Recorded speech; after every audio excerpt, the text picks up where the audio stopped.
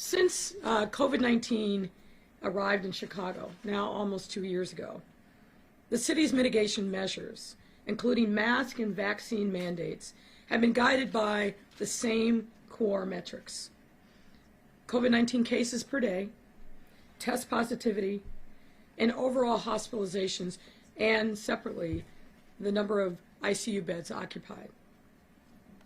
These metrics are windows into the depth and rate of community spread and the stress on our healthcare system. By adjusting our mitigation measures based on these metrics, we've been able to protect and save the lives of our residents, as well as prevent our healthcare system from collapsing.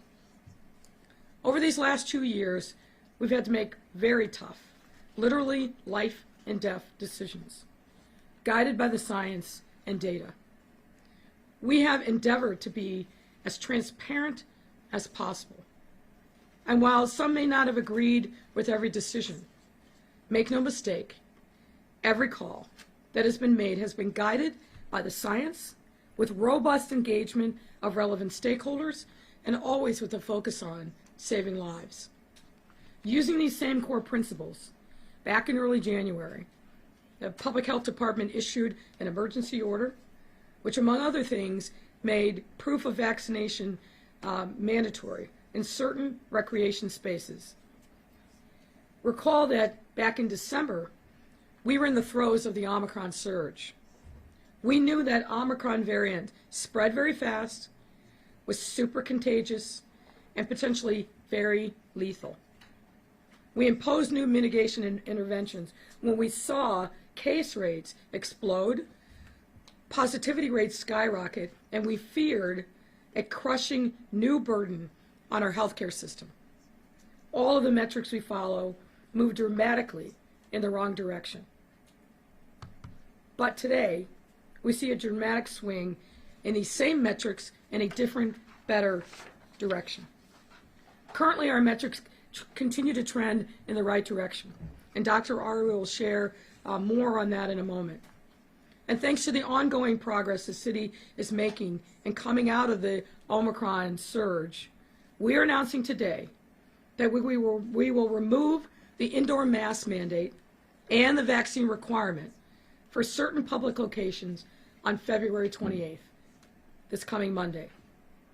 This is in alignment with the state's previously announced plans to lift the statewide indoor mask mandate on that same day.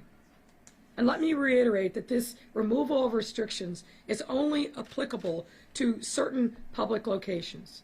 Masks will continue to be required on public transit, in healthcare settings, and other congregate spaces as per federal mandates and CDC guidance. For congregate spaces with lower vaccination rates, CDPH will continue to recommend masking. In order to continue maintaining our progress with this pandemic, it's vital that we must continue to work together to increase vaccination rates in every age category across every demographic. But in the meantime, it's important for us to recognize this moment for what it is: a huge step forward in our effort to overcome COVID-19. We would not have been in a position even a few weeks ago to be making this kind of announcement today. There are a number of people we have to thank for getting us to this point. First of all, starting with the residents of our city, including as well Dr. Arwady and her team at CDPH, who remain an incredible force at the forefront of everything that we are doing to keep people safe, save lives when it comes to COVID-19. And I must also give a huge thank you to the many community leaders, the local healthcare organizations, particularly the federally qualified healthcare centers, who have been on the ground since day one and who have done tremendous things to support and uplift the quality of life, the health and safety of residents across our city, as well as those in the hospitality industry who have complied with our citywide vaccine mandate to mitigate the Omicron surge. And for the bar and restaurant owners specifically, especially those smaller neighborhood locations, I know that this mandate was particularly challenging for you, challenging to enforce challenging on your bottom line, and we will continue to make sure that we partner and collaborate with you on every step of the way going forward, as we have over these last 2 years. But thanks to your compliance, we are able to keep people safe, bump up our vaccination rates, and keep our economy open. And last but not least, I want to give a hearty thank you to all of our residents who cooperated in these mitigation efforts and gotten themselves and their loved ones vaccinated. Now, before I close, I want to keep a couple of other important points in mind. When Chicago makes this transition on February 28th, many residents may continue to wear masks in public spaces for a variety of reasons, even if they are vaccinated or as more mandates and advisories fade. Some may be compromised in their immune systems or have a family member that is. Others may be too young to get vaccinated, or some may just simply feel safer wearing a mask.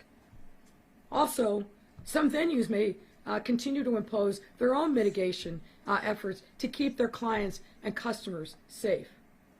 That is their right, and we must respect it.